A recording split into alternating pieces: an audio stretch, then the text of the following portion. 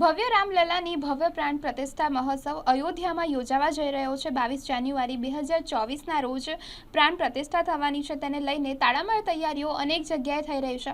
ત્યારે આપણા વડોદરા માટે ખૂબ જ ગર્વની વાત છે કે વડોદરાને ત્યાં શણગારવાનો મોકો મળ્યો છે। ટીમ રેવોલ્યુશન અને સ્વેજલ વ્યાસ દ્વારા આજરોજ જે જૂનું મંદિર હતું અયોધ્યાનું તેને શણગાર કરવામાં આવ્યો ને ત્યારબાદ જે 24 જાન્યુઆરીએ પ્રાણ પ્રતિષ્ઠા થવાની છે તે મંદિરને અયોધ્યા નગરીને વડોદરાને સજાવવાનો મોકો મળવાનો છે। તે તમામ માટે ખૂબ જ ગર્વની વાત છે અને વડોદરાવાસીઓ માટે પણ ખૂબ જ ગર્વની વાત છે।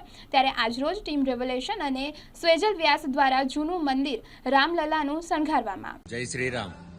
આજે તારીખ 27 ડિસેમ્બરના રોજ વડોદરાના ટીમ રેવોલ્યુશન સાથે મારા સાથી મિત્રોના સહયોગથી આજે શ્રી રામજીનું અયોધ્યા સ્થિત મંદિર જ્યાં શ્રી રામજી બિરાજમાન છે તેને સુંદર રીતે ફૂલોથી શણગાર કરવામાં આવ્યો છે। તારીખ 22 જાન્યુઆરી 2024ના દિવસે જ્યારે વિધિ વિધાનથી અયોધ્યાના ભવ્યથી ભવ્ય અને વિશાળ મંદિરમાં જ્યારે શ્રી રામજીની પ્રાણ પ્રતિષ્ઠા થવાની છે ત્યારે પણ આ લાવો મંદિર શણગારનો આપણે સૌ વડોદરાના સાથી મિત્રોને મળવાનો છે। તો આપ સૌ લોકો તૈયાર રહેજો।